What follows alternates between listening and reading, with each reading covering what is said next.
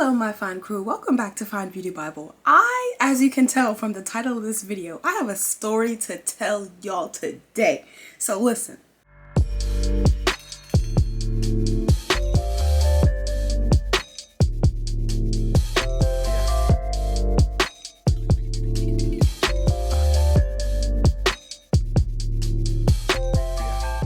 I opened my phone this morning, and you know how the camera roll, if you have an iPhone, you know, will automatically like make a little slideshow of a certain day, show you photos, and it'll be like 1 year ago today, 2 years ago today, photos you have at this location. Like it'll just make these automatic little albums and it'll pop up and show you.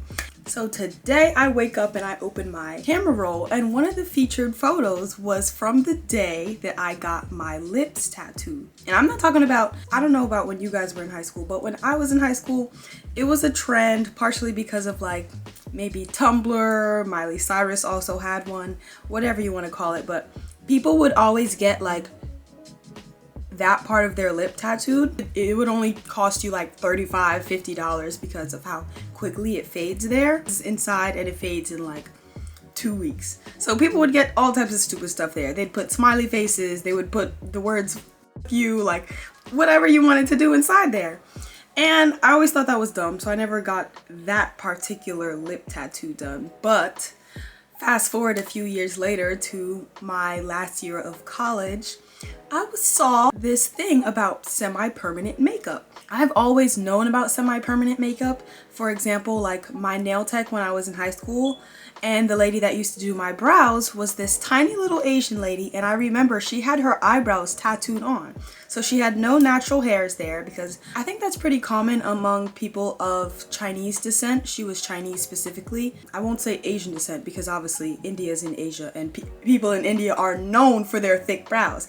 But Chinese people specifically, I noticed that a lot of them say that they don't easily grow body hair, like they're completely hairless, which is a good thing in some sorts, but they struggle to grow like these thick, you know, the brows that are trendy right now. So my nail tech in high school had her brows tattooed on, and then another person that also worked in the shop had permanent eyeliner. Also, around the time that I got this done, microblading was also very popular, and that's like the type of permanent makeup that isn't as permanent as like the old-fashioned tattoos that my nail tech had. Yeah, so that's that. I've always known about permanent makeup. So it's not like when I came across this girl's business page, I was like totally enamored and shocked by the concept. I had known about it. At the time, I was also finishing up a beauty writing internship, so I thought like, how cool would this be if I got this done and I'm like the only person that works here right now that would be able to write about this experience specifically, because no one else here has gotten their lips tattooed. Like this is my way in. This is gonna be like my big story, you know? I'm like looking through my camera roll. I always knew that I was gonna have a YouTube channel, so this entire process I literally documented. I knew I was gonna make a video about this eventually, like what my results were like, maybe vlog my touch-up appointments. Child, I didn't even make it that far, but so that's what I'm looking at right now. If you see me glancing down, I'm trying to like look through the photos and remember what the process was like. So when I discovered her page, I was like, yes, I'm about to get this done. So I go on her page, I DM her. I'm very professional in my DM. When I DM these Instagram businesses, I ask for everything I need, dates, style, exactly how I want something to look. I put all the details in that very first message so that by the time they respond back to me, you know, sometimes they could take 2, 3 days, weeks, whatever they want to do. The Instagram girls are not really, you know, up to speed with the whole respond within the same business day thing. So I try to avoid as much back and forth with them as possible. I will just be very upfront, ask for what I want, what service I want, what day, give them all the details so that by the time they respond back to me, all I have to do is send my deposit and my appointment is set. It's no like back and forth, waiting for a response, 2 to 3 days go by in between messages, none of that. So boom, the appointment gets booked, and then I start to look into basically, like I ask for all the details. I'm like, can you let me know, like what kind of pigment do you use? How is it different from a regular tattoo? So I'm asking her all these details, and she's giving me all these great answers. One thing I did note about her is that she responded super quickly in the beginning. And she was giving me the details and basically explained that what she does is not a tattoo. You use a machine similar to a tattoo gun, but it's not permanent pigment. Okay, cool. I'm feeling good about it. She responded in a timely manner. She gave me all the details. After I booked with her, she like sent me this long confirmation message about everything and how it goes and what her policies are and yada yada yada. So I show up to my appointment. I'm actually 20 minutes early, so she's still working on someone at the time. So I'm just sitting there, I'm calm. It's like it's a way more professional place than I thought. You know, sometimes when you go to a hair salon, in the corner they'll have like someone that does lashes, someone that does, you know, a lot of people that that get their lash extensions done, they know, like sometimes you're at a hair salon and that person is not going to rent a whole place just to do lashes. But this girl, it was like a whole storefront. So she had like 2 professional chairs where people were getting their teeth whitened.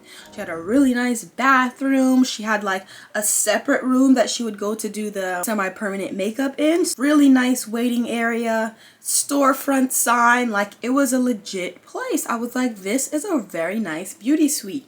So as soon as I got there and actually sat in the waiting area, I was so relieved because I'm like, hallelujah, this girl is not like some, you know, ram bam, thank you ma'am, pop-up business that's going to be shut down in 2 weeks from now. So I was so relieved. All right, so now it's my turn, time for my appointment. Now we're starting the actual tattoo process. Let's get into it. The first step of the process was to apply this numbing cream to my lips, basically so that when she was shading and putting on the pigment, I wouldn't be like, you know, dying on the table so like in pain. So she put on this numbing cream and then she put a little piece of plastic wrap over me, just like how they do at the tattoo shops, just so that it would numb the complete area. And then after that, I could not feel my lips at all. So I was like, perfect, ready to go. It wasn't hurting that much at first. Again, it was numbed, so I didn't really feel much. And then when she got to the middle, it started to hurt a little bit. So she's shading, and at first I didn't feel it, but then if you have any tattoos, you know that the pain only begins when they have to start going over the same spot over and over again in order to fill it in properly. And that's standard for any tattoo. So this part here is not even a red flag. I was already expecting that part to hurt because it's the part of my lip that she has to go over a same spot over again. So she's going in and now I'm starting to like feel the pain. I feel my lips start swelling because it's like obviously irritated. She has to like leave the pigment on for a bit before she's able to wipe it off.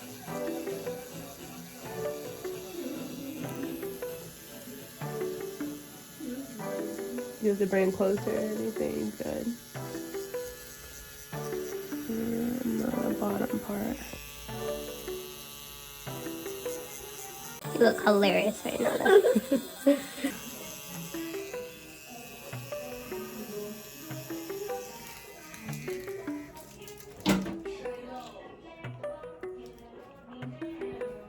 Cute, so cute. There we go.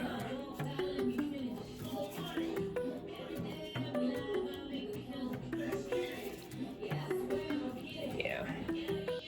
This is good for day 1.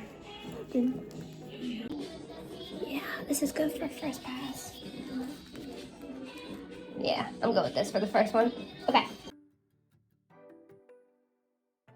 You're gonna go to the bathroom. Okay. And I'm gonna give you a cup, and you're gonna rinse, and you're gonna spit, and you're gonna come back, and I'm gonna give you aftercare, okay? Right after she was done, I could not feel my lips still. So when I had to go to the bathroom, I had to like gargle some, you know, water to get the red pigment, like if any got into my mouth. And I could not feel my lips at all. Like the water was just like dribbling out. Immediate things I noticed was that my lips were so bomb. Like I loved the color of it. I was like, this is the best thing ever. So cute. It was giving no makeup. It was giving I woke up like this. It was giving effortless. It was giving, is she wearing makeup? Is she not? Like, I loved it. By the time I got home that night, the swelling had went down a little bit, but I still partially couldn't feel my lips. But all I keep saying is like, y'all, you don't understand how cute the color of these lips were. I was like, I can't wait for my touch-up appointment. The results, she said, would last up to a year, and then I would have to come back and get touched up. But even before the year, she mentioned that I might have to come back in like a few weeks or so, just so that she can look at it, make sure it's doing okay, see if any areas are missing pigment. So I was like, okay, cool. So I'll reach back out to you next month and we'll see which areas need to be filled in and touched up. That was on January 4th. 2 days later, January 6th, I woke up and my lips felt so dehydrated and dry. It was like cracking and peeling. I was so confused because I was like, that's weird. I've never had a tattoo dry out like this. As long as you're putting the proper tattoo ointment on after you're done, your tattoo will stay moist and soft and almost sensitive to the touch for the first few days before the skin gets thicker and heals completely. So I was confused as to only 2 days later why, instead of being like soft and sensitive, my lips were totally dry and cracked like crazy looking, almost to the point where I felt like I could peel it off. By the very next week, y'all, you are not even ready for this photo I'm about to show you. My lips were not rosy, that like no makeup reddish tint anymore, none of that. My lips looked like I had came out the womb smoking cigarettes. My lips were gray, like you would have thought, I don't even know, gray, dark purple, like truly the deepest bruise color I have ever seen. So I messaged her and I was like, girl, this is not the color, this is not, what is this? And I didn't even say it in a hostile way. I basically messaged her saying, hey, the color that the pigment turned out to be after that top layer shedded is way darker than what we had first agreed on. Like, am I healing properly? Am I doing this correct? Should I be putting on my ointment more frequently? Do I need to put like sunscreen on? Like, what is this color? And I sent her this exact photo that you guys are seeing, and she basically responded back and was like, hey girl, that's normal. Don't forget the pigment color that we chose for your skin tone is a little bit deeper, because if I had went with the same bright pink that I do on lighter skinned models, then you wouldn't see the color on your skin. Remember? Like, she's basically, I don't know if she was asking me or gaslighting me, saying like, you chose this color, remember, because you have a deeper skin tone, so you wanted a deeper color so that it could actually show on you. And I'm like, I'm remembering clearly the conversation we had about the color that I chose, and the color that we chose was a color that was deeper than what she used on her lighter skin clients, but it also was not this Welch's purple that my lips were right now. So I was like, that's when I just got that feeling in my stomach like, oh, this girl made a mistake. Like, she did something. Either she did something wrong, or my body is not taking well to this little, I don't know, semi-permanent fruit pigment, whatever it is. So I was like, yikes. And I wish I still had the text message too, but I have my phone set to delete things after 1 year.